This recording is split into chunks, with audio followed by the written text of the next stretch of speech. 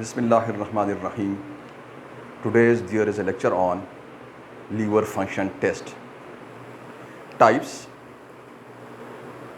purpose and result interpretation. Liver function test LFTs को liver panel भी कहते हैं। आज हमने लीवर फंक्शन टेस्ट पढ़ने हैं जिससे हमने लीवर का जो हेल्थ होता है वो मालूम करना है। टॉपिक में जाने से पहले I will take a fast review of liver and biliary series and then we will continue our today's lecture of the LFTs. Liver and biliary series हमने शुरू किया। लीवर एंड बिलियरी सीरीज़ में सबसे पहले हमने लीवर का gross anatomy यानी through naked eye liver का स्ट्रक्चर हमने देखा, उस पर हमारा एक लेक्चर हुआ। उसके बाद हमने लीवर का माइक्रो एनाटॉमी यानी हिस्टोलॉजी पे लेक्चर शुरू किए और साथ हमने लेक्चर किए micro anatomy of the liver पे। उसके बाद हमने फिजियोलॉजी ऑफ लीवर पे एक लेक्चर किया यानी फंक्शन ऑफ लीवर पे, जिसमें हमने लीवर के फंक्शन चेक किए बड़े बड़े, और सम हमने क्लिनिकल पॉइंट्स पे कुछ लेक्चर हमने किया एक, जिसमें हमने कुछ क्लिनिकल पॉइंट्स डिस्कस की। अब उसके बाद हमने साइन एंड सिम्टम्स पढ़ने हैं एक्यूट लीवर डिजीज़ का as well as CLD chronic liver disease का। आज हमने लीवर फंक्शन पढ़ना है, और जब हम साइन और सिम्टम ALD और CLD का पढ़ लें तो उसके बाद ना हमने शुरू करना है लीवर डिजीज़ को। अब लीवर डिजीज़ को जो हमने प्लान किया है, सबसे पहले हमने स्टार्ट देना है इन्फ्लेमेशन से, इन्फ्लेमेशन ऑफ द लीवर से due to viruses, some viruses A, B, C, D और E, यानी hepatitis A, B, C, D और E, ये हमने पढ़ने हैं। एक एक लेक्चर हमने इस पर करना है with homeopathic therapeutics. Therapeutics treatment हमने होम्योपैथिक आपको समझाना है। हिपाटोसेलुलर कार्सिनोमा हमने करना है with treatment HCC। Liver and biliary cirrhosis हमने करना है, यानी बिलियरी ट्री का जो सिरोसिस होता है और लीवर जो सिरोसिस होता है। विल्सन डिजीज़ हमने करना है जिसमें मेटाबॉलिज्म होता है ख़राब कॉपर का, तांबे का, वो हमने करना है which is known as Wilson disease. Budd Chiari syndrome हमने करना है जिसमें ड्रेनेज ख़राब होता है जिगर का। क्रिगलर-जार सिंड्रोम हमने करना है, और गिलबर्ट सिंड्रोम हमने करना है। अब उसमें क्या होता है कि उसमें जो बिलिरुबिन होता है ये कंजुगेट नहीं होता ड्यू टू जो एंजाइम होता है ग्लूकोरोनाइल ट्रांसफेरेज, उसकी कमी की वजह से, और उसकी कमी का जो अंडरलाइंग काज होता है वो होता है जो जीन होता है, जीन ख़राब होता है, जो आज मैं डिस्कस करने जा रहा हूँ। जो रिस्पॉन्सिबल जीन होता है इस एंजाइम को बनाने का, जो कंजुगेट करता है, जो ऐड करता है बिलिरुबिन के साथ ग्लूकोरोनिक एसिड को, वो कम होते हैं, राइट। तो वो हमने मतलब कहने का ये है कि हमने तकरीबन 40 डिजीज़ आपके लिए रखी हैं विद होम्योपैथिक ट्रीटमेंट। तो ये कुछ जो बड़ी बड़ी मैंने आपको बता दी हैं, और आगे ना हमने आपको वक्तन फ़वक्तन ना एक एक डिजीज़ पे हमने लेक्चर करना है। लेकिन वहाँ मैं आपको बताऊँ कि ये हम इंटरनल मेडिसिन कर रहे हैं, लेकिन यहाँ हमने जो तरीक़ाकार बनाया है वो ये है कि जैसे आपको पता है कि मेडिसिन किस चीज़ को कौन सा सब्जेक्ट होता है, internal medicine a subject will deal with the definition, causes, sign and symptom, diagnosis and treatment of disease। अब जो लास्ट पार्ट होगा ना मेडिसिन का ट्रीटमेंट, वो ना हमने होम्योपैथिक आपको होम्योपैथिक थेराप्यूटिक्स बताने हैं, होम्योपैथिक ट्रीटमेंट बताना है, होम्योपैथिक रेमेडीज़ आपको समझानी है कि आपने कैसे ट्रीट करना है। So let's start with the LFTs liver function test. Liver function test में ना जो primary 6 primary liver function test मैंने आपको पढ़ाने हैं which are number 1 serum bilirubin, number 2 liver enzymes, bilirubin में कंजुगेटेड, अनकंजुगेटेड और टोटल बिलिरुबिन, और दूसरा हमने लीवर एंजाइम्स करने हैं जिसमें SGPT, SGOT, alkaline phosphatase which is known as ALP और GGT, ये एंजाइम्स हमने करने हैं। थर्ड हमने क्या करना है, थर्ड हमने प्लाज्मा प्रोटीन करने हैं, यानी एल्ब्यूमिन और ग्लोबुलिन रेशो, वो हमने करना है कि वो क्या उसका पर्पस होता है, क्या उसका कैसे हाउ कैन वी इंटरप्रेट कि AG रेशो जब उसके अंदर जब नॉर्मल से वो ऊपर नीचे होगा, तो ये क्या डिजीज़, कौन सा डिजीज़, लीवर का कौन सा बीमारी, कौन सा इंजरी ये इंडिकेट करता है। उसके बाद हमने पीटी यानी प्रोथ्राम्बिन टाइम और एपीटीटी, पीटी के लिए एक स्पेशल बॉटल इस्तेमाल करते हैं, उसका एक स्पेशल पीटी बॉटल होता है इस्तेमाल। तो पीटी, एपीटीटी, एजी रेशो और लिवर एंजाइम्स और सीरम बिलिरुबिन, एलडीएच यानी लैक्टेट डिहाइड्रोजिनेज, ये एक एंजाइम होता है। तकरीबन जितना भी आपके बॉडी के अंदर सेल मौजूद है, 75 ट्रिलियन खलियात मौजूद हैं, तकरीबन हर सेल में ना ये एंजाइम मौजूद होता है। अब ये क्या होता है, ये क्या इंडिकेट करता है, वो हमने करना है। और उसके बाद ना हमने जाना है हिस्टोलॉजी में, हिस्टोपैथोलॉजी में। तो हिस्टोपैथोलॉजी में हमने लीवर का टिश्यू लेके ना, which is known as biopsy. Biopsy आपको समझानी है कि बायोप्सी क्या होता है, बायोप्सी कब इंडिकेटेड होता है और बायोप्सी का कॉन्ट्राइंडिकेटेड क्या इंडिकेशन क्या है, यानी कब आपने बायोप्सी करना है, मरीज़ का को एडवाइस करना है, और वो कौन सी वजूहात होंगी, क्या इंडिकेशंस होंगी, क्या अलामात और निशानी होगी जो आपको इस बात से आपने बायोप्सी को अवॉइड करना है, और वो क्या बायोप्सी से पहले आपने क्या प्रिकॉशनरी मेजर इस्तेमाल करने हैं, यानी क्या आपने प्रिकॉशंस अपनाने हैं। ठीक है जी, तो वो आपको समझाना है। सो दीज टेस्ट चेक जो है होते हैं, ये टेस्ट जो हैं, these test check the overall health of your liver. इन तमाम मादों का जो हमने अभी बयान किया, कम या ज़्यादा होना जो है लीवर यानी जिगर के मुख्तलिफ अमराज को ये ज़ाहिर करता है। अब बना ये जो बिलिरुबिन होता है, जो एंजाइम्स होते हैं, ये जो एल्ब्यूमिन होता है, ग्लोबुलिन होता है, पीटी होता है, एपीटीटी होता है, ये जब ऊपर नीचे होते हैं यानी कम या ज़्यादा होते हैं, तो जिगर के मुख्तलिफ अमराज को ये इंडिकेट करता है। तो वो हमने आज आपसे डिस्कस करना है। जैसे हमने अभी आपसे डिस्कस किया, मतलब ये लीवर सिरोसिस को, बिलियरी सिरोसिस को, CA, ये जो हमने आपसे डिस्कस किया, ये बीमारियाँ कब कब ना आपको, मतलब आप आगे हमने नेक्स्ट इंशाल्लाह जो हमारा आगे प्लान है, आज के प्लान में हमारा मौजूद नहीं, हमने आपको स्कैन्स भी समझाने हैं, ERCP भी समझाना है, अल्ट्रासोनोग्राफी भी समझानी है, और एडवांस टेस्ट एडवांस स्कैन्स आपको समझाना है। तो पिट स्कैन और हेड स्कैन में भी जाना है जो पाकिस्तान में आज मौजूद नहीं है। ठीक है जी, तो उसका इंटरप्रिटेशन भी आपको समझाना है।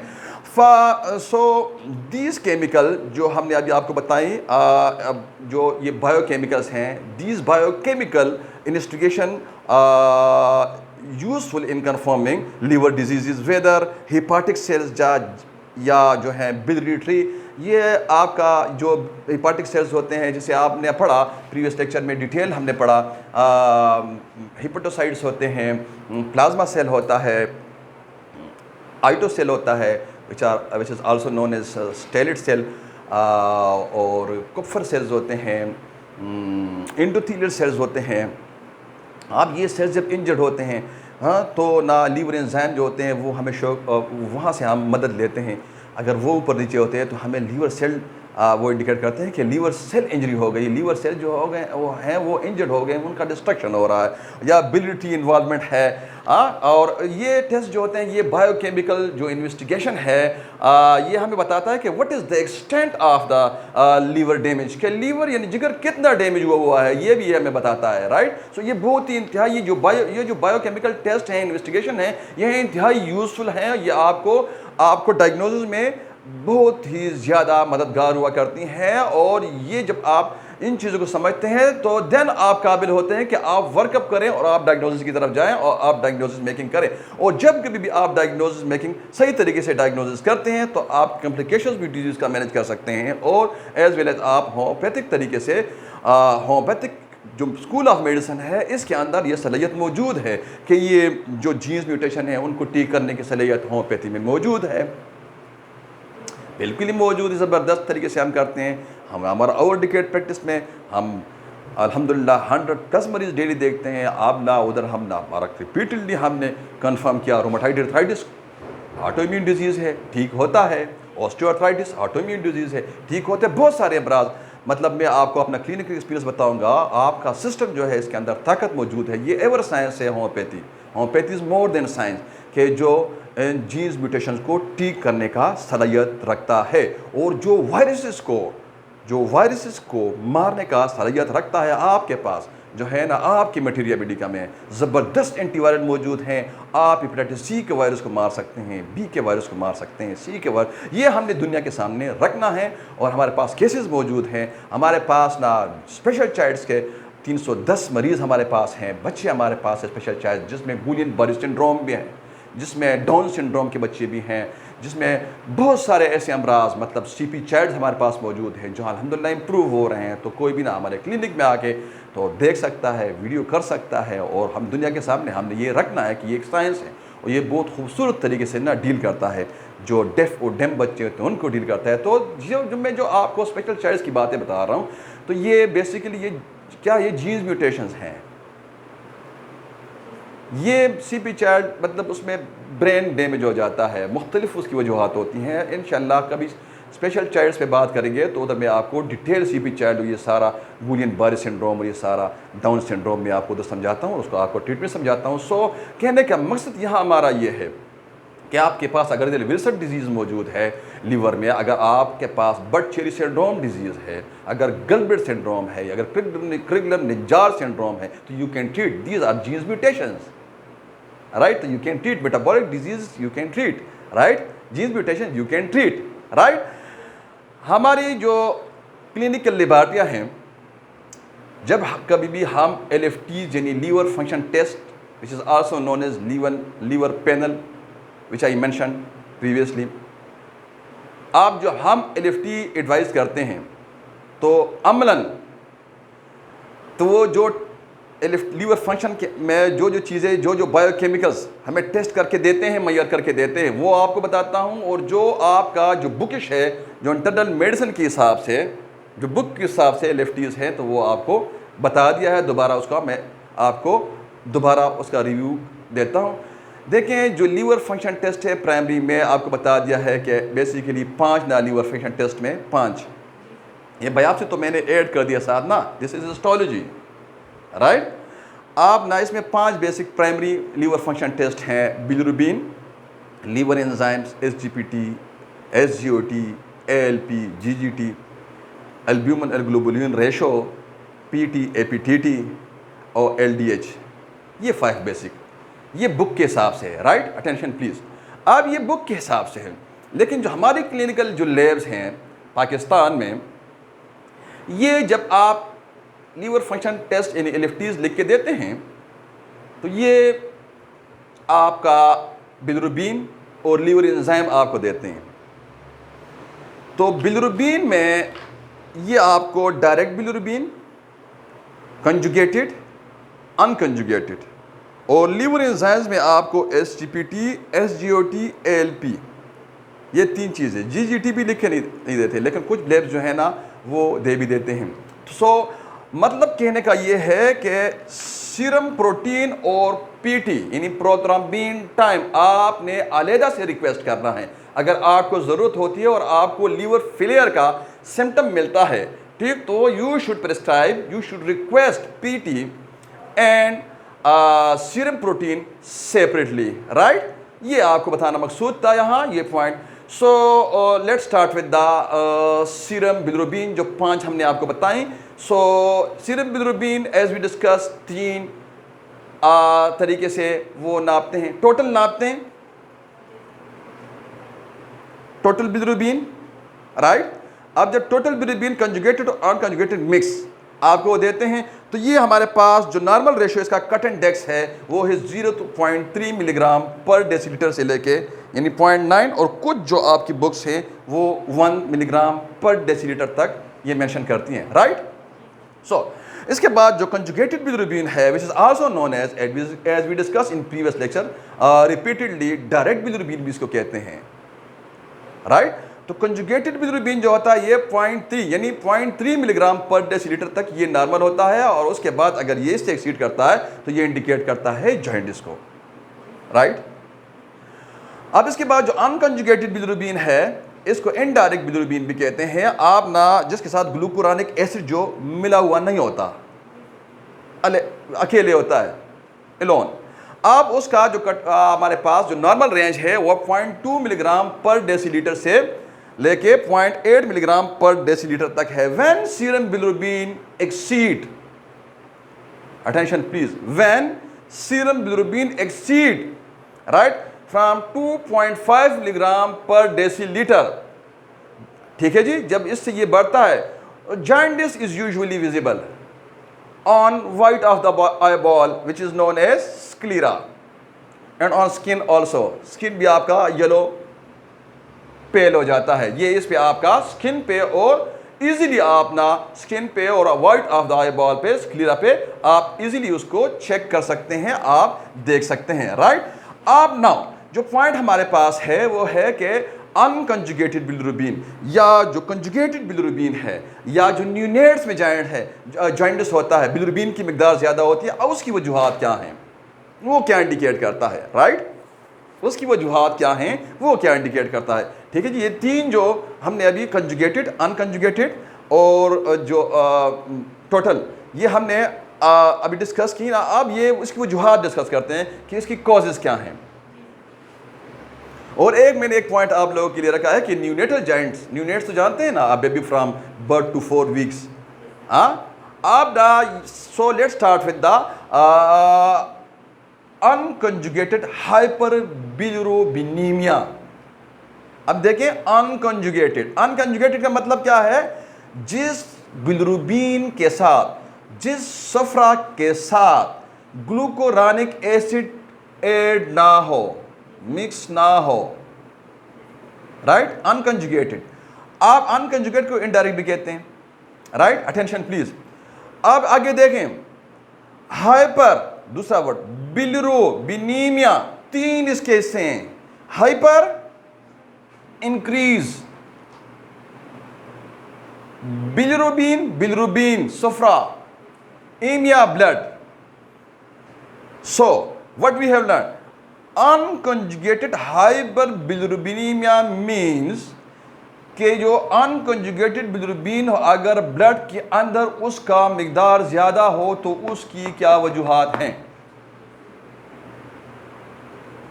Any question, clear. अब जब ये अनकंजुगेटेड बिलिरुबिन की मिकदार यानी हाइपर बिलिरुबिनीमिया या अनकंजुगेटेड होता है तो इट इंडिकेट इंपेयर्ड कंजुगेशन। अब ये क्या इंपेयर्ड कंजुगेशन जो होता है ये आपको इंडिकेट करता है कि जब बिलिरुबिन, राइट, जब बिलिरुबिन हिपेटोसाइट्स में पहुंचता है, राइट, ये स्टार जो हम शो कर रहे हैं ये बिलिरुबिन हम शो कर रहे हैं, राइट। जब bilirubin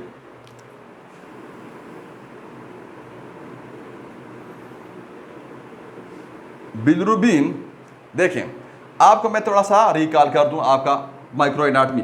these are hepatocytes, right, groove space in between the 2 hepatocytes, biliary caneculi, right, this is the basolateral face of the hepatocyte and this is the apical face of the hepatocytes। ये हमारा micro anatomy पे जो liver के lecture हैं उधर मौजूद है।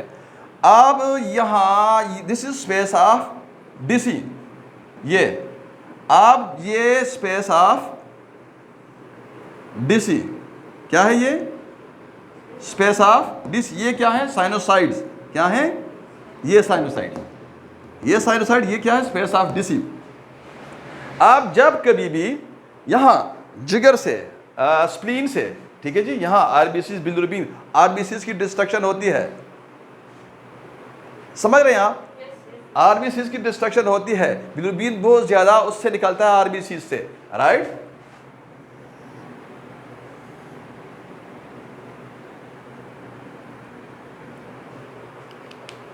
आगे हम डिटेल आपको समझाते हैं, यहाँ सर ये पॉइंट समझाता हूँ, फिर मैं आपको डिटेल समझाता हूँ कि आरबीसीज क्यों टूटते हैं, कौन से पैरासाइट इसको तोड़ते हैं, ठीक है जी, कौन से वायरस इसको तोड़ते हैं, वो मैं आपको बाद में आने से समझाता हूँ। लेकिन यहाँ ये आरबीसीज हैं,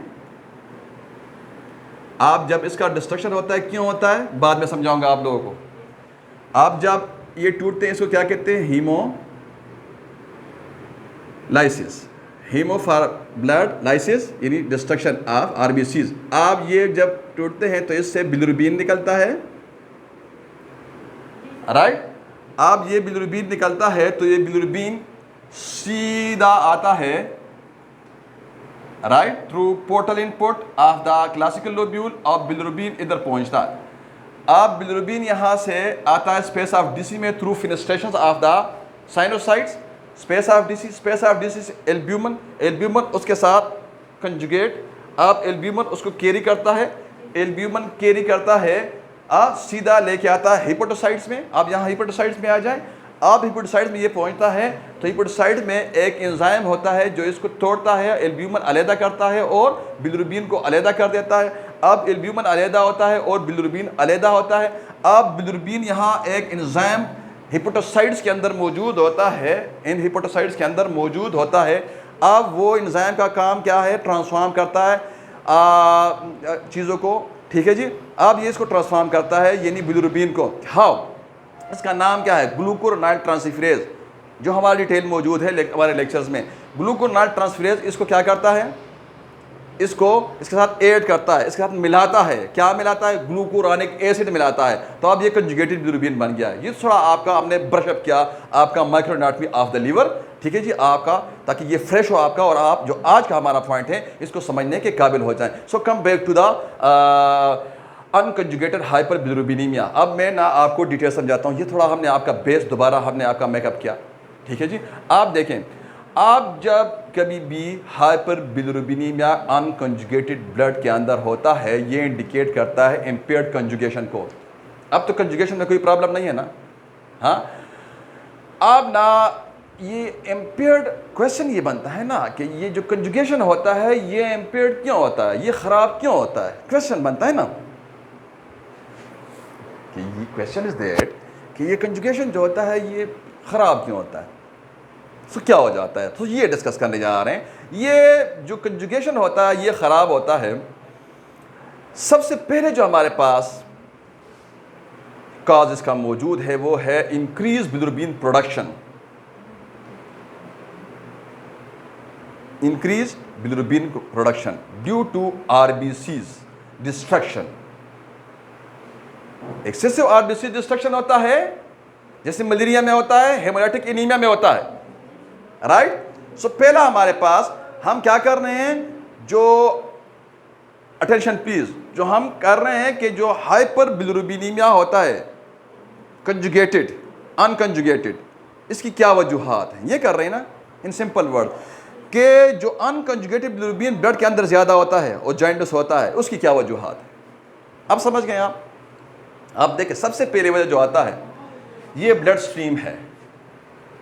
इस ब्लड स्ट्रीम के अंदर आपको पता है कि आरबीसीज भी मौजूद हैं, डब्ल्यूबीसी भी मौजूद है, न्यूट्रोफिल भी मौजूद है, लिम्फोसाइट भी मौजूद है, मोनोसाइट्स भी मौजूद है, एसिनोफिल और सारे सेल्स आप मौजूद हैं, WBC, DLC, TLC, RBCs, platelets और दूसरा ये सेलुलर पार्ट और दूसरा आपका प्लाज्मा भी मौजूद है। आप जो आरबीसी होता है ये भी मौजूद है, सेलुलर पार्ट। जब कभी भी कोई मलेरिया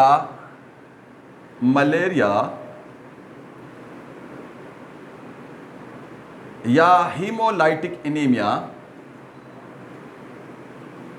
मरीज को होता है तो मलेरियल पैरासाइट, जैसे आपको पता है 4 इसकी स्पीशीज हैं, vivax, malariae, ovale and falciparum which is malignant malaria, while vivax is benign malaria. Pakistan में वाइवेक्स और मलेरिया मौजूद हैं, समझ रहे हैं आप लोग। अब ना यहाँ फाल्सिपेरियम मलेरिया आता है। आप जब फाल्सिपेरियम मलेरिया पैरासाइट आता है तो ये पैरासाइट आरबीसीज का एक्सेसिव डिस्ट्रक्शन शुरू कर देता है। ये अभी आपको मैंने आपको रिफ्रेश करके दिया। अब ये हेमोलाइसिस शुरू होता है, बिलिरुबिन निकलता है। अब बिलिरुबिन जो होता है ये ना एक्सीड करता है बहुत ज़्यादा, इसकी प्रोडक्शन शुरू हो जाती है। अब जो हिपोटोसाइट्स हैं ये बिलिरुबिन पहुंचता है स्पेस ऑफ डीसी में।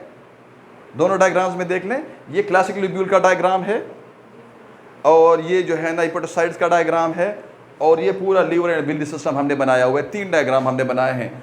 सो इस डायग्राम में भी आप देख सकते हैं, इस डायग्राम में कि इस डायग्राम से मैं आपको समझाता हूँ, फिर इस डायग्राम पे आता हूँ, इस पे आता हूँ, ताकि आपको कॉन्सेप्ट क्लियर हो प्रॉपर देखें ब्लड, यहाँ ब्लड से शुरू कर लें, ये ब्लड के अंदर शुरू हो गया क्या, ये hemolysis due to hemolytic anemia और फाल्सिपेरियम पैरासाइट, प्लाज्मोडियम फाल्सिपेरियम। अब जब वहाँ हीमोलाइसिस शुरू हो गया ना, तो अब ये हीमोलाइसिस शुरू होता है तो ये बिलिरुबिन की मिकदार ज़्यादा हो गई ना यहाँ। अब यहाँ से ये जो है ना, ये एरो ये इधर ले आए, बिलिरुबिन ज़्यादा हो गया ना, इंक्रीज्ड, राइट, इंक्रीज्ड। अब ये बिलिरुबिन ज़्यादा हो गया, अब ना ये ज़्यादा होता है तो ये लीवर की तरफ आता है, लीवर की तरफ पहुँच गया ना। अब इस डायग्राम से इस डायग्राम में आ जाएं, क्योंकि लीवर है ये लोब्यूलर है, इसके अंदर हिपाटिक एसिड्स भी मौजूद हैं, पोर्टल लोब्यूल भी है और क्लासिक लोब्यूल भी है, हेक्सागोनस 6 कॉर्नर वाला, राइट। अब ना ये एक लोब्यूल हमने उठा के इधर रखा हुआ है मैग्नीफाई करके। अब ना इसके इनपुट्स हैं दो, एक पोर्टल इनपुट, राइट, और एक हिपाटिक इनपुट, और एक दो ड्रेनेज सिस्टम, एक लिम्फेटिक और एक बिलरी, राइट। अब ना ये पोर्टल इनपुट के जरिए अब लिवर जिगर में पहुंच, यहां तक समझ गए, जिगर में पहुंच गया ना। आप जब जिगर तक बिलिरुबिन पहुंचता है यहां तक, राइट, तो होता क्या है, इसका एक लोब्यूल, मतलब we are billionaires as per classic lobules, right. अब ना ये बिलिरुबिन इधर पहुंचता है, साइनोसाइड्स में आता है, साइनोसाइड से ये इसमें सुराख बहुत सारे होते हैं ना, ये हाईली फेनेस्ट्रेटेड होता है।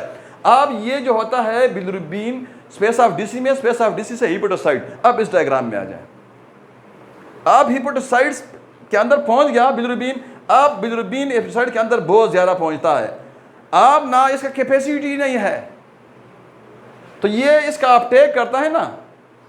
ये फेस है बेसोलेटरल फेस ऑफ द हिपेटोसाइट, जो स्पेस ऑफ डीसी की तरफ है। अब इसका काम क्या है, ट्रांसपोर्ट करना और सिक्रीशन करना। और जो इन बिटवीन द टू हिपेटोसाइट जो फेस होता है हिपेटोसाइट का,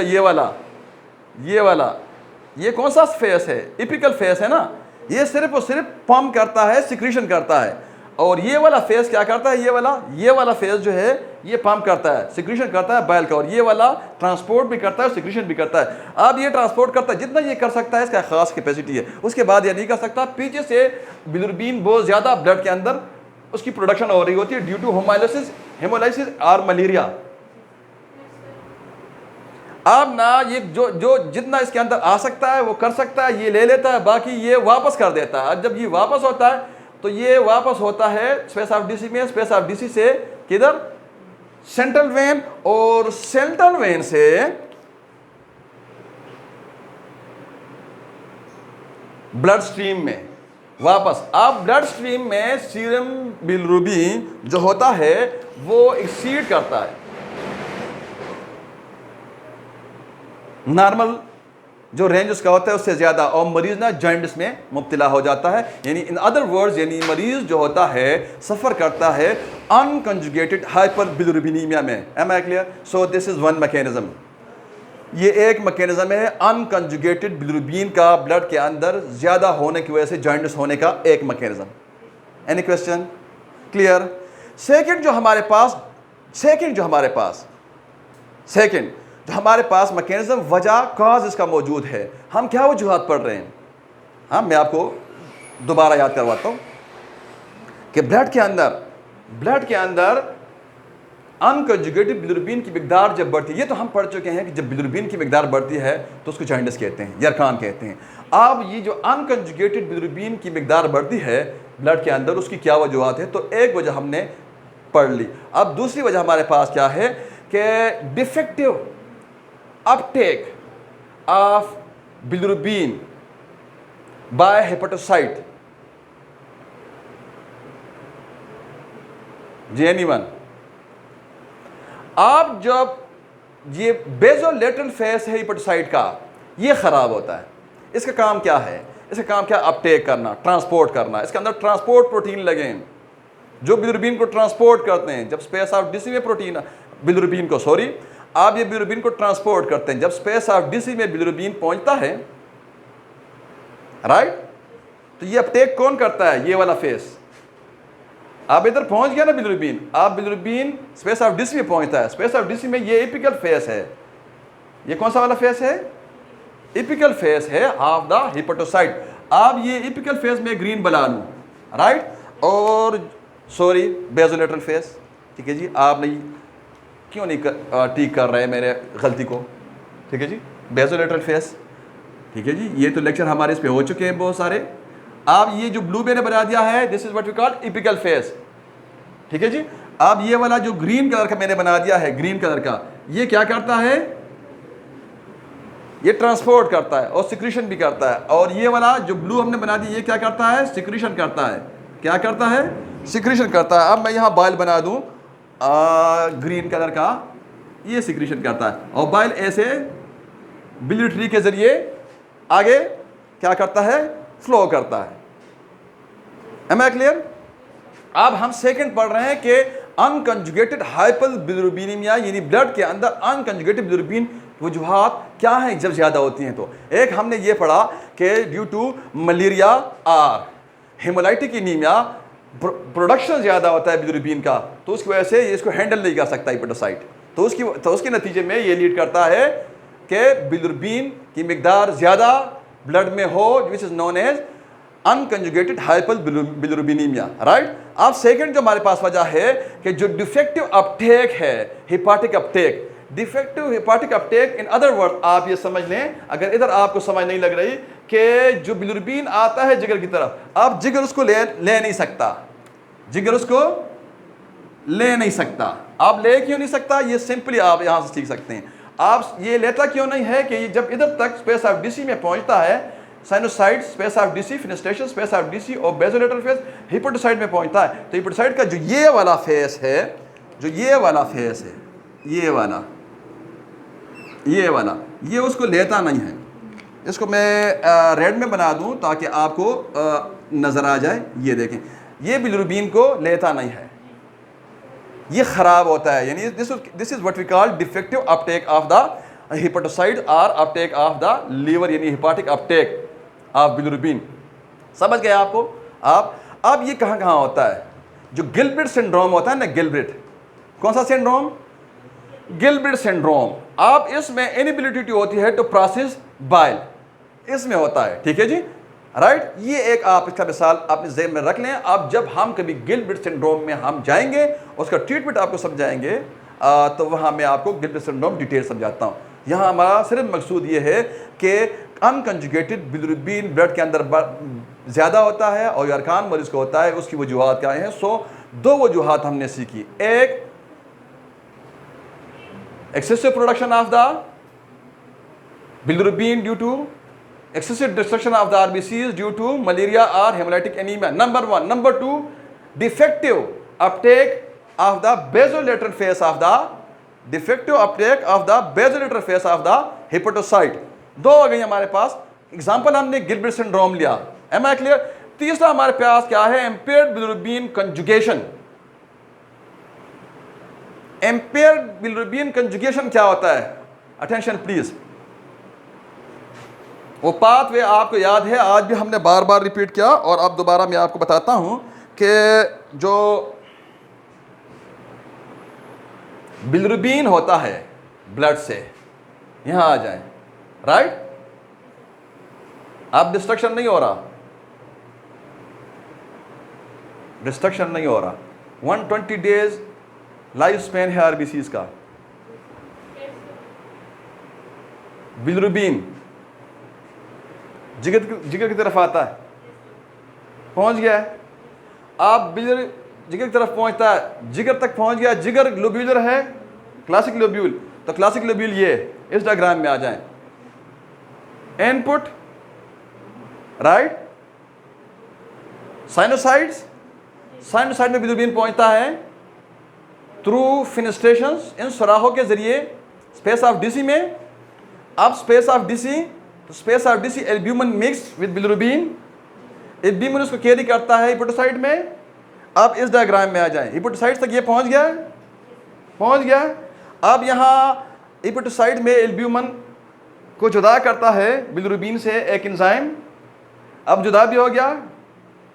हाँ, जुदा भी हो गया, अलहदा भी हो गया, तो बिलिरुबिन अकेले रह गया, राइट।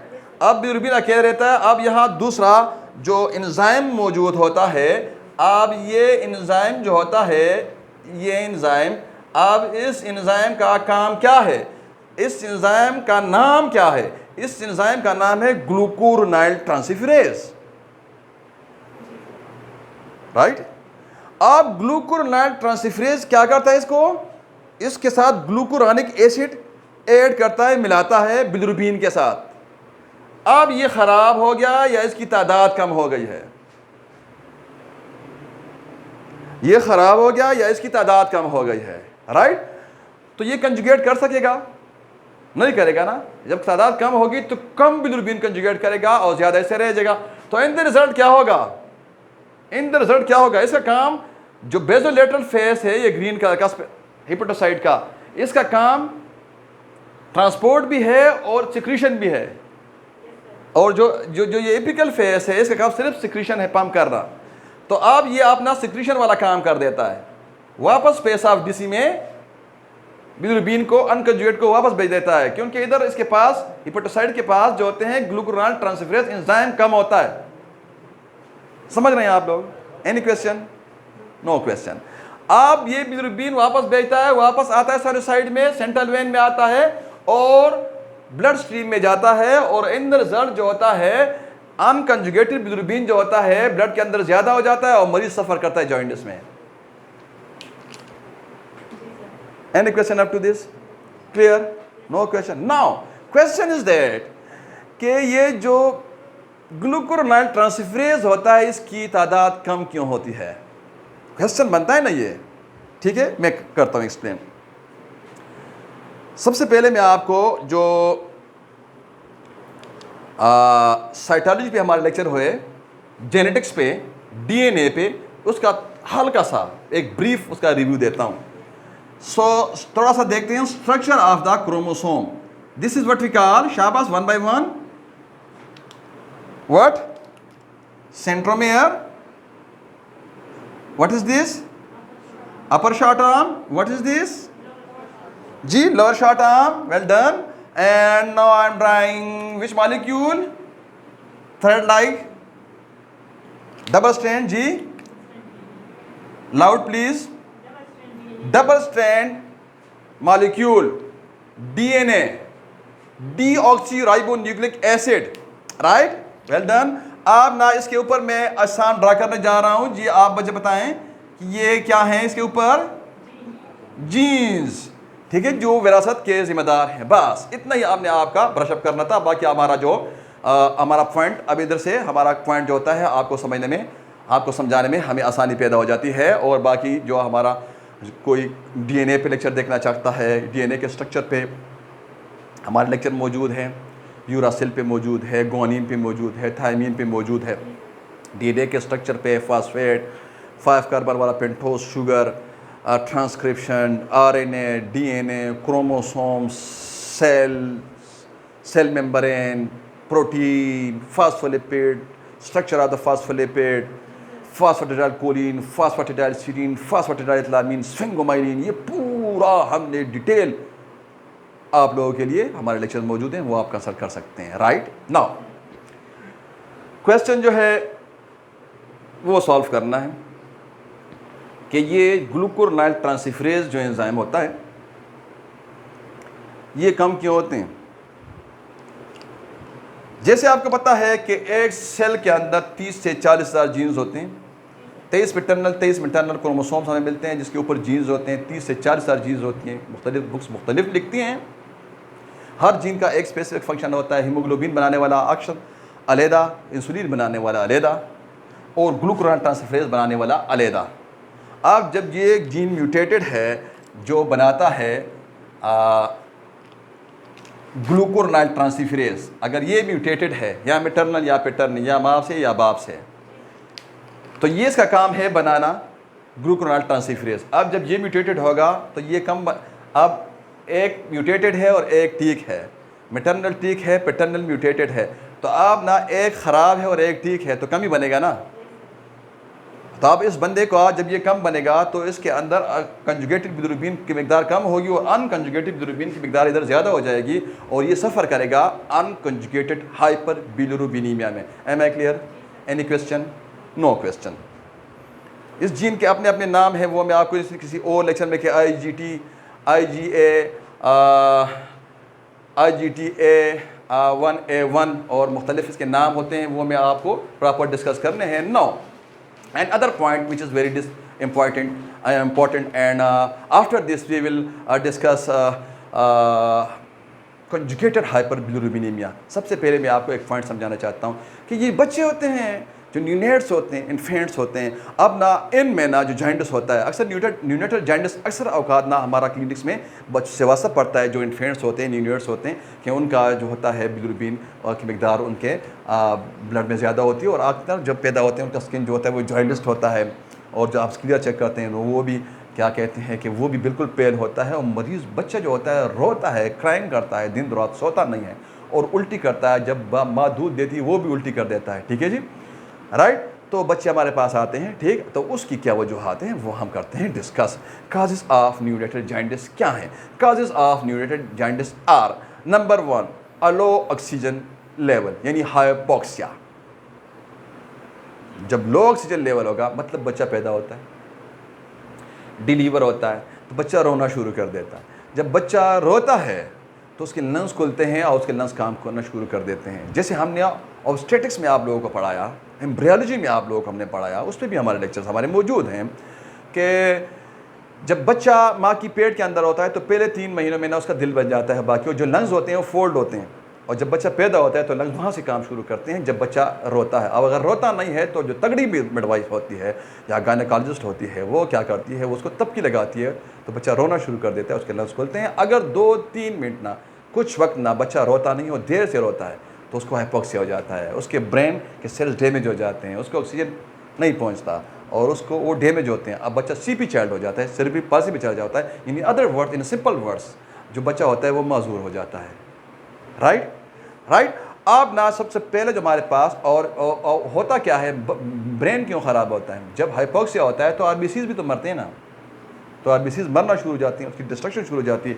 अब आरबीसीज यहाँ भी फाल्सिपीरियम मलेरिया पैरासाइट भी हो, हेमोलाइटिक कीनिया में भी आरबीसीज की डिस्ट्रक्शन कर रहा था। अब यहाँ आरबीसीज का डिस्ट्रक्शन जो है ना उसकी वजह अलग है, उधर उसका ऑक्सीजन नहीं मिल रहा। देखें सेल्स के मरने की मुख्तलिफ वजूहात है, राइट, अनलिमिटेड। अब यहाँ वजह क्या है सेल्स के मरने का? Hypoxia, decrease oxygen concentration, hypoxia. Number 1 बच्चों का जो न्यूनेटल जॉइंटिस है उसकी वजह हमारे पास आ गई। दूसरा जो है लीवर कंडीशन, बाज़ बच्चों के जो लीवर कंडीशन होता है ना उसमें बिलियरी एट्रेजिया होता है। जी बिलियरी एट्रेजिया कोई बता सकता है मुझे? What is biliary atresia? जी आयशा, बिलियरी एट्रेजिया क्या होता है? सादिया,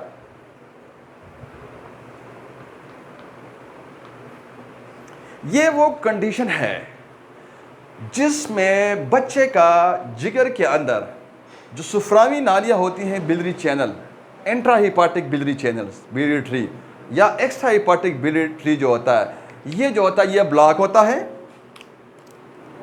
पैदाइशी और या खराब होता है, खराब होता है। This is what we call atresia, right. अब जब बिलियरी ट्री खराब होगा, ब्लॉक होगा, राइट, या स्कॉर्ड होगा यानी डैमेज होगा तो ये बाइल आगे पहुंचा सकेगा ड्यूडिनम में। जी शाबाश। अगर बिलियरी एट्रेजिया में, बिलियरी एट्रेजिया क्या होता है मैं अगेन आपको बताता हूं कि बिलियरी एट्रेजिया जो जिगर के अंदर जो सुफरावी नालियां होती हैं या जिगर के बाहर जो सुफरावी नालियां होती हैं, अगर वो डैमेज होती हैं, पैदाइशी या ब्लॉक होती हैं, राइट, तो बिलियरी एट्रेजिया होता है ना। अब आप इमेजिन कर लें, बाइल का जो चैनल है, जो नालियां हैं सुफरावी, अब वो रास्ता या ब्लॉक हैं या डैमेज हैं तो बाइल आगे पहुंच सकता है। तो अब बाइल के पास कौन सा रास्ता बाकी रहता है? ये बैक फ्लो मारेगा, स्पेस ऑफ डीसी में जाएगा, फिनेस्ट्रेशन थ्रू साइनोसाइड्स में, सेंट्रल वेन में और ब्लड में पहुंचेगा। राइट। कोई और बात, इस बैग मारेगा ना ब्लड में पहुंचेगा, आप ब्लड में पहुंचेगा तो ब्लड में आप बिलिरुबिन की मिकदार आप 0.9 या 1 मिलीग्राम पर डेसीलीटर से एक्सीड कर जाएगी और पेशेंट सब बच्चा सफर करेगा जॉइंटिस में। Am I clear? समझ गए आप लोग? कोई क्वेश्चन है यहाँ? नाउ जो पॉइंट हमारे पास है वो कंजुगेटेड बिलिरुबिन जब ब्लड के अंदर ज्यादा होता है उसकी क्या वजूहात होती हैं? जब कंजुगेटेड बिलिरुबिन ब्लड के अंदर ज्यादा होता है उसकी क्या वजूहात होती है? राइट। कंजुगेटेड बिलिरुबिन जब ब्लड के अंदर ज्यादा होता है इसको मेडिकल टर्मिनोलॉजी में कहते हैं conjugated hyper bilirubinemia. Conjugated hyper bilirubinemia, right. अब ना इसकी वजूहात क्या है? इसकी वजूहात दो बड़ी हैं, एक ऑब्स्ट्रक्शन और दूसरा apical face defect. Obstruction, apical face तो मैं आपको आज के लेक्चर में बार बार बता दिया है, अब दोबारा इधर रहिए, एपिकल फेस है, राइट। अब ना जो कंजुगेटेड बिलिरुबिन ब्लड के अंदर ज्यादा होता है यानी कंजुगेटेड हाइपर बिलिरुबिनीमिया होता है। अब कंजुगेटेड हाइपर बिलिरुबिनीमिया की वजूहात यानी काजेस क्या है, क्या एटियोलॉजी है, राइट। नंबर 1 ऑब्स्ट्रक्शन, नंबर 2 यानी ऑब्स्ट्रक्शन इंट्रा हिपाटिक और एक्स्ट्रा हिपाटिक, यानी ऑब्स्ट्रक्शन सुफरावी नालियों में, जिगर के अंदर जो नालियां होती हैं, जिगर जो बिलरी की नेकुली है, जो कैनाल ऑफ हेयरिंग है, जो कोलेंज्यूल्स हैं, जो बाइल डक्ट्यूल्स हैं, जो बाइल डक्ट्स हैं, राइट हिपाटिक डक्ट है, लेफ्ट हिपाटिक डक्ट है, राइट। ये क्या है? ये इंट्रा है। जो एक्स्ट्रा है वो क्या है? Right hepatic duct, left hepatic duct, common bile duct और सिक्स्टेड डक्ट, ये कॉमन, ये सारा क्या है? और पेंक्रियाटिक डक्ट और अल्टीमेटली ड्यूडिनम, ये क्या है? Extra hepatic biliary channel. अब इस एरिया में जो खुफरावी नालियाँ या जिगर के अंदर होती हैं या जिगर की जो बाहर नालियाँ होती हैं, अगर इधर कोई ब्लॉकेज मौजूद है, कोई ऑब्स्ट्रक्शन है, तो कंजुगेटेड बिलिरुबिन ज़्यादा होगा, राइट। मैं समझाता हूँ आप लोगों को। और दूसरा क्या है कि एपिकल फेस अगर डिफेक्टेड है, ठीक है जी, यानी हिपेटोसाइड का जो सिक्रेटरी फेस है, जो हिपेटोसाइड्स जो जिगर के सेल्स हैं, which is the parenchyma of the liver, which is to do the real function of the liver, अब अगर वो डिफेक्टेड है वो, तो उसका काम क्या है? उसका काम है पंप करना, उसका काम है बाइल को सिक्रीट करना। अब ये सिक्रीट नहीं कर रहा, आज जब सिक्रीट नहीं होगा तो वापस ब्लड फ्लो मारेगा ना, तो इसी पाथवे से वापस ब्लड में आएगा। मैं आपको डिटेल समझाता हूँ, समझ गए आपको? So let's start with the intra hepatic obstruction, ठीक है जी। और इंट्रा हिपाटिक कोलिस्टेसिस भी इसको कहते हैं जी। सादिया कहते हैं कि नहीं कहते हैं? इंट्रा हिपाटिक ऑब्स्ट्रक्शन को इंट्रा हिपाटिक कोलिस्टेसिस कह सकते हैं या फ्रसियाब कह सकते हैं ना, कोलिस्टेसिस। हाँ, वेल डन। काजेस क्या होंगी? Virus, viral causes, viral hepatic infections, A, B, C, D और E। पहुंचता है ना वो? जब कोई, हमने प्रीवियस लेक्चर में आपको बताया हेपेटाइटिस A का, कि जब कभी भी GIT में साल्मोनेला टाइफाइड का इन्फेक्शन पेयर पेचेस में करता है या कोई शगीला, तो वो भी अक्सर ना थ्रू पोर्टल वेन आता है जिगर में, जिगर से जाता है सीधा ये साइनोसाइड यहाँ, ठीक है जी, और यहाँ पहुँच जाता है साइनोसाइड्स में, white ball capillaries in the classic lobule of the liver में पहुँच जाता है और वहाँ इन्फ्लेमेशन कर लेता है। अब वहाँ से सीधा फिनेस्ट्रेशंस के ज़रिए लेट्स सपोज ये वायरस है कोई भी इधर पहुँचता है, आप हिपेटोसाइड्स में पहुँचता है, ये स्टार जो मैं बना दिया है, आप इधर पहुँचता है, राइट। आप इधर से ना ये सीक्रेट होता है एपिकल फेज में, बाइल में सीक्रेट होता है, आप बाइल में बिलियरी ट्री में यानी सुफरावी नाली में पहुँच जाता है और वहाँ इन्फेक्शन कर देता है। This is what we call intra hepatic cholestasis. याद आ गया आप लोगों को? आ गया यार? हाँ, तो फिर वो इंडिकेशंस क्या मार्कर मैंने आपको बताई थी, आज भी मैंने बतानी है। एंजाइम्स में कौन सा एंजाइम रिलीज होता है उधर से? इधर से कौन सा एंजाइम होता है? Alkaline phosphatase, alkaline phosphatase enzyme होता है। अगर वो, तो हम ये शो करता है कि the patient is suffering from which jaundice? जी शाबाश जी। इसका मतलब ये है कि ये इसको कोलिस्टेसिस हो गया है। ए तो तब होगा अगर ए वायरस होगा, बी तब होगा बी वायरस आएगा, सी तब होगा सी वायरस अगर ये पॉजिटिव ऑर्गेनिज्म है तो, माइक्रो ऑर्गेनिज्म है तो, अगर कोई पॉइजन है तो कोई ड्रग है, क्या है, ठीक है जी।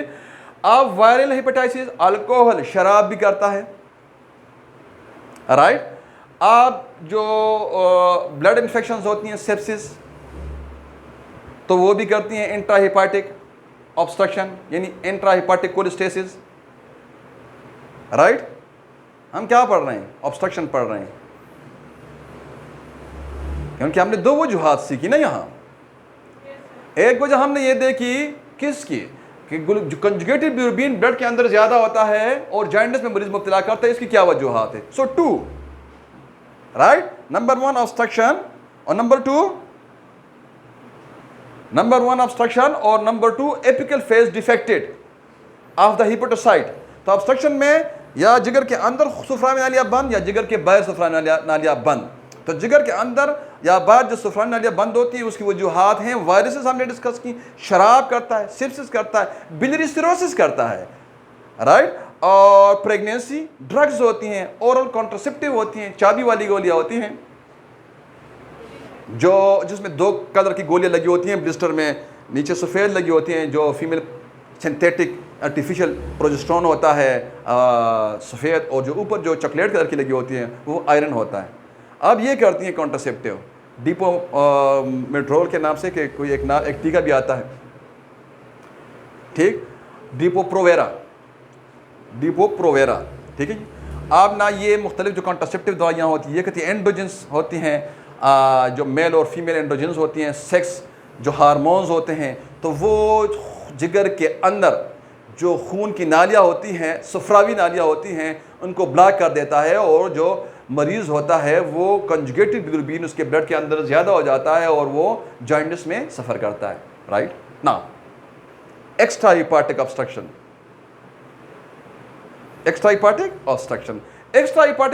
में इसको एक्स्ट्रा हेपाटिक कोलेस्टेसिस भी कहेंगे, राइट। अब यहाँ जो गॉल स्टोन्स होती हैं, लेट्स सपोज यहाँ गॉल स्टोन बना हुआ है, ये बाइल स्टोन क्या होता है, बाइल स्टोन जो बाइल होता है उसकी थिकनेस इंक्रीज होती है, उसको बाइल स्टोन कहते हैं ना। उसके अंदर कोलेस्ट्रॉल की मिकदार ज़्यादा होती है। ये बाइल के कंटेंट्स कौन बताएगा, एनीवन? शाबाश, मेरे साथ आप इंटरेक्ट करें। Bilirubin, IgA, cholesterol, lecithin, phospholipids, electrolytes and water, right. अब जो कोलेस्ट्रॉल इसके अंदर ज़्यादा होगा तो ये इसकी थिकनेस इंक्रीज होगी और पेशेंट सफ़र करेगा कोलिलिथियासिस में, राइट, पेशेंट सफ़र करेगा कोलिलिथियासिस में। अब ना यहाँ से इसको स्टिमुलेशन मिलती है ड्यूडिनम से। ड्यूडिनम के अंदर एंट्रोएंडोक्राइन सेल्स होते हैं, we discussed in the lecture of the gastroenterology. अब ये एंट्रोएंडोक्राइन सेल GLP-1 भी रिलीज करते हैं जो बीटा सेल्स को एक्टिवेट करते हैं आइलेट ऑफ लैंगरहांस में, राइट। और ये GIP गैस्ट्रिक इनहिबिटरी पेप्टाइड को भी रिलीज करते हैं। ये आंतों का ड्यूडिनम के जो ग्लैंड्स होते हैं जो इसका वॉल के अंदर मौजूद होते हैं। अब ये गैस्ट्रिक इनहिबिटरी पेप्टाइड भी रिलीज करते हैं। जब हम खाना खाते हैं तो हम जब कहते हैं जी मेरा भूख मिट गया है, जी बस मैं फुल हो गया और नहीं खाता, अब this is due to the GIP gastric inhibitory peptide, and gastric inhibitory peptide यहाँ से रिलीज होता है, उसको कहते हैं सेटाइटी, राइट। अब ना यहाँ से एक ये हार्मोन रिलीज करता है CCK कोलिसिस्टोकाइनेज। कोलिसिस्टोकाइनेज जब यहाँ खाना पहुँचता है तो ये CCK रिलीज करता है। अब CCK कोलिसिस्टोकाइनेज रिलीज होता है, खाना इधर पहुँच गया है ना, तो CCK इसलिए रिलीज होता है कि भाई इसके अंदर फैट्स भी होता है ना, जैसे अमाइनो एसिड भी होता है, ऑब्वियस बात है, कार्बोहाइड्रेट भी होता है, बहुत सारे ना, न्यूट्रिएंट, कोलिन भी होता है, विटामिन B12 भी होता है, बहुत सारे इसके अंदर ना न्यूट्रिएंट्स होती हैं, राइट। आप एक उनमें फैट्स भी होते हैं। अब फैट्स को तो मेटाबोलाइज भी करना है ना, जिससे यूरिनोबाइलोजिन भी रिलीज होता है विच वी डिस्कस्ड। अब ये CCK रिलीज होता है तो ये सीधा थ्रू ब्लड स्ट्रीम पहुंचता है पित्ते यानी GB। आप GB को में पहुंच के ना ये GB को ऐसे कंट्रैक्ट करवाता है, निचोड़ता है। अब जब ये ऐसे कंट्रैक्ट होता है under the influence of CCK तो ये ऐसे जैसे नींबू से ना रस निकलता है, ऐसे ये रस निकलता है बाइल, और ये थ्रू बिलियरी चैनल्स पहुंचता है ना इधर ड्यूडिनम में, और आपका मेटाबॉलिज्म शुरू हो जाता है फैट्स का। Am I clear? Now extra hepatic cholestasis पे आते हैं, पॉइंट पे आ जाएं। अब जब यहाँ जीबी स्टोन होता है, क्योंकि इसकी थिकनेस तो होती है इंक्रीज, ये तो लिक्विफाई नहीं होता, राइट। अब यहाँ सीसी के पहुंचता है, इसको जोर देता है, एक तो मरीज को दर्द शुरू हो जाता है इधर, राइट हाइपोकोंड्रियम में, राइट। और दूसरा, बाज़ औकात ये जो होता है, ये कंप्रेशन की वजह से जब जीबी से सुकड़ता है, जीबी के यानी पित्त के सुकड़ने की वजह से, under the influence of CCK which release from the enteroendocrine gland from duodenum, right. अब जब ये ऐसे सुकड़ता है तो ये इस पे जोर तो डालता है ना, ये जो अंदर जो थिक बाइल पड़ा हुआ होता है इस पे जोर डालता है ना, ये इसको तोड़ता है, इससे एक टुकड़ा जुदा होता है। अब ये टुकड़ा आगे जाता है और इधर ना कहीं फंस जाता है, जहाँ नैरो जगह होगी तो वहाँ ये टुकड़ा फंस जाता है। अब ये क्या होगी जब फंस गया, इसको कहते हैं एक्स्ट्रा हेपाटिक कोलेस्टेसिस। सो एक काज हमारे पास आ गया, extra hepatic cholestasis, GB stone. Am I clear? अब ना इन नालियों में, सुफ्राइन नालियों में कोई ट्यूमर भी हो सकता है। अब उस ट्यूमर को क्या कहेंगे जी? मैं तो कहता हूँ सार्कोमा कहेंगे जी, आप क्या कहेंगे? मैं तो कहता हूँ सार्कोमा। आप लिम्फोमा? आप जी, आप यहाँ एपिथेलियल लगा हुआ है इसके वाल में, कौन सा टिश्यू लगा हुआ है? एपिथेलियल टिश्यू, तो इसको कार्सिनोमा कहेंगे। Am I clear? ठीक, मतलब आप सो रहे और आप भूल गए ना आपका टिश्यू को, मस्कुलर, कनेक्टिव, एपिथेलियल और जो नर्वस टिश्यू पे हमारे लेक्चर में मौजूद हैं। ठीक है जी, आज आपने रिकॉल ज़रूर करना है। जब आपका बेस वीक होगा आप आगे नहीं जा सकते। So come back to the extra hepatic cholestasis के खून जो सुफ्रावी नालियाँ होती हैं, जब ये ऑब्स्ट्रक्ट होती हैं, ये बंद होती हैं, और उसकी वजह से मरीज का ब्लड के अंदर जो कंजुगेटेड बिलिरुबिन होता है ये ज़्यादा होता है और मरीज जॉइंटिस में, जिन अरकान में मुब्तला होता है। कार्सिनोमा, ठीक है जी। आप ना carcinoma of the head of the pancreas भी हो सकता है कि इधर कार्सिनोमा हो। अब ये हेड है, ये टेल है, ये बॉडी है पेंक्रियाज का, जो ड्यूडेनम की तरफ ये हेड है। इधर मैं रेड कलर पे बना लूँ ताकि प्रॉपर नज़र आ जाए इस डायग्राम में आप लोगों को। आप ये इधर ये बन गया ट्यूमर, यानी कार्सिनोमा ऑफ द, शाबाश, carcinoma of the head of the pancreas. अब ये क्या कर रहा है? अब जब ना बाइल बनता है और बाइल ना राइट हिपाटिक, लेफ्ट हिपाटिक, कॉमन हिपाटिक, यहाँ जीबी से ये बाइल, ये सारा जब इधर पहुंचता है तो रास्ता आगे ब्लॉक है, तो ब्लॉक है तो ये यहाँ देखें, जब यहाँ हेड ऑफ पेंक्रियाज कार्सिनोमा है तो ये ब्लॉक है, तो ये इस पाथवे से, जिस पाथवे से आएगा, जिस पाथवे से वापस जाएगा, अब इधर पहुंचेगा। अब इधर पहुंचता है तो इधर आएगा स्पेस ऑफ डीसी में, फिनेस्ट्रेशन से साइनोसाइड्स में, सेंट्रल वेन से ब्लड स्ट्रीम में जाएगा और मरीज जॉइंटिस में सफ़र करेगा। मैकेनिज्म समझ गए? कोई कन्फ्यूजन है इधर? जी आयशा, समझ रही हैं आप? अगर जिस बंदे को समझ नहीं आ रहा तो हमारे जो पूरे सीरीज़ के लेक्चर्स हैं वो ग्रॉस एनाटॉमी से शुरू कर ले, और साथ जो माइक्रो एनाटॉमी के लेक्चर हैं, वो जो फिजियोलॉजी के लेक्चर हैं, लीवर फिजियोलॉजी के, वो जो क्लिनिकल हैं वो, राइट, जो हेपेटाइटिस ए पे हमारे लेक्चर्स हैं वो, और फिर इधर आ जाए तो इंशाल्लाह उसको और भी समझ लगेगा। Am I clear? Any question up to this? No question. Biliary structure भी हो सकता है, जो बिलियरी चेंजेस होते हैं अक्सर ये तंग हो जाते हैं, स्ट्रक्चर होता है, ये भी हो सकता है। Am I clear? Now another point which is very important, ठीक है जी। आप जो हमने 5 basic liver, primary liver function test आपको पढ़ाए 5, राइट, तो उसका पहला सेगमेंट हमारा ख़त्म होने को है। यानी पहला हमने बिलिरुबिन आपको बताया, मैं आपको रिमाइंड कर दूं। दूसरा मैंने आपको लीवर एंजाइम्स बताया, SGPT, SGOT, GGT, ALP। तीसरा मैंने albumin globulin ratio, PTA, PTT और LDH। तो ये हमने कर रहे हैं ना, ये हम कर रहे हैं ना, और आखिर में आपने बायोप्सी करना है। उसका कॉन्ट्रा बायोप्सी क्या होता है, इंडिकेशंस क्या होती हैं, कॉन्ट्रा इंडिकेशंस क्या होता है, एंड प्रिकॉशंस क्या होते हैं, यही बताया था ना स्टार्ट में लेक्चर का, जहाँ आप जब हमने आपको प्रीव्यू दिया लेक्चर का, और प्रीवियस लेक्चर का हमने आपको रिव्यू दिया, और आज के लेक्चर का हमने आपको प्रीव्यू दिया। तो ये चीज़ें हमने पढ़ ली थी, ठीक। अब हमने आखिर जो पहला, जो 5 basic primary liver function test हैं, उसका जो पहला पॉइंट है बिलिरुबिन वाला, ये वाला, ये 5 हमने बताए थे ना, 5, तो ये वाला अभी क्लोज होने के है, इसका आखिरी पॉइंट है, और यहाँ हम अपने लेक्चर को क्लोज करेंगे इंशाल्लाह। नेक्स्ट हम लेक्चर इन साइंस पे करेंगे, राइट। सो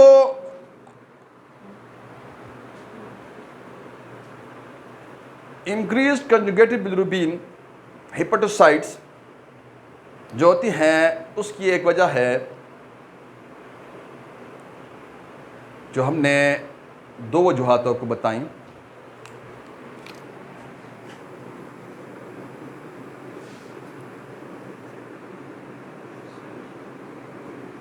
एक ऑब्स्ट्रक्शन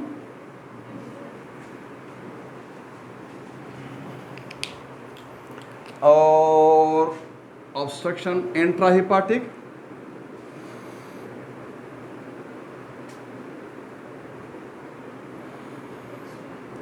शाबाश, एक्स्ट्रा हिपाटिक। इसके दूसरे नाम अगर कोई मुझे बताए वन बाय वन, कोई भी बता सकता है। एंट्रा हिपाटिक कोलिस्टेसिस, एक्स्ट्रा हिपाटिक कोलिस्टेसिस, ठीक है जी। दूसरा आपको मैं क्या बताया, डिफेक्टिव, शाबाश, डिफेक्टिव, डिफेक्टिव, शाबाश, loud please Afrasiab. Apical, apical face, apical FAC face. अब ना कौन बताएगा कि एपिकल फेस क्या होता है, कौन सा वाला फेस है, और ये एपिकल फेस कौन से सेल्स का है, आइटो सेल्स का है, सेलर सेल्स का है, कुप्फर सेल्स का है जी, कौन से सेल्स का? आयशा, हिपेटोसाइट्स का, राइट, हिपेटोसाइट्स का, क्लियर। आप जी सादिया बताएं जी, हिपेटोसाइट्स का कौन सा वाला फेस जो है, कौन सा वाला फेस जो है ये एपिकल फेस है? ये वाला ना, ये वाला, ये वाला, ये वाला, वेल डन, ये वाला। अब ये वाला फेस जो है इसका फंक्शन नुसरत बताएगी कि इसका फंक्शन क्या है, ट्रांसपोर्ट करना, सिक्रीशन करना, ट्रांसपोर्ट करना नहीं। अब बेसोलेटरल फेस का ट्रांसपोर्ट भी है, सिक्रीशन भी है, ठीक। अब पॉइंट पे आ जाए, थोड़ा सा हल्का सा आपका एक टेस्ट हो गया, ठीक है जी। एपिकल फेस जब खराब होता है तो बाइल सिक्रीट होगा, हाउ, कैसे कैसे सिक्रीट होगा? अब बाइल सिक्रीट करने वाला जो एपिटोसाइट का जो मेम्ब्रेन है, जो फेस है, उस वो सिक्रीट ही नहीं कर रहा, राइट। देखें, यह हम अपने लेक्चर को खत्म करेंगे।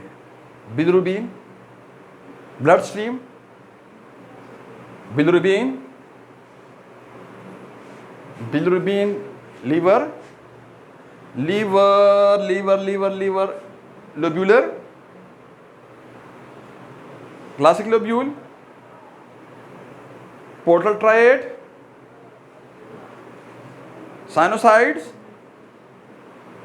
साइनोसाइड्स, fenestration of sinusoids, space of DC, well done, space of DC, space of DC, apical face of the, apical face of the,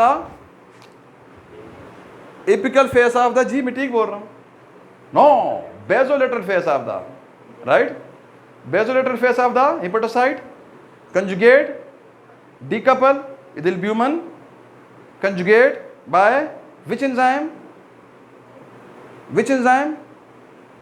Gluco, शाबाश, renyl transferase, conjugate with glucuronic acid, bile तैयार, conjugated, bile secreted by which phase of the hepatocyte? Apical phase, biliary cunniculi, canal of Hering, colongules, portal lobule, portal lobule, colongule, colongules, bile ductules, bile ductules, right hepatic duct from right lobe of the liver, left hepatic duct from left lobe of the liver, common hepatic duct, cystic duct, common bile duct, pancreatic duct, duodenum, clear. अब वापस ये समझाने का मकसद, ये recall brush-up करने का मकसद। अब ये यहाँ तक पाथवे तो समझ गए ना कि कंजुगेट हो गया है, कंजुगेट हो गया है। अब ना यहाँ से जो इसका सिक्रीशन है बाय एपिकल फेस, ये सिक्रीशन जो है ये ख़राब हो गया है। ये जो फेस है apical face of the hepatocyte है, ये ख़राब हो गया। अब ये जो ख़राब होगा तो इसका फंक्शन क्या है? सिक्रीशन करना, पंप करना, राइट आयशा, पंप करना। अब ये पंप नहीं कर रहा, तो नहीं करेगा तो क्या होगा? रीपेल होगा ना।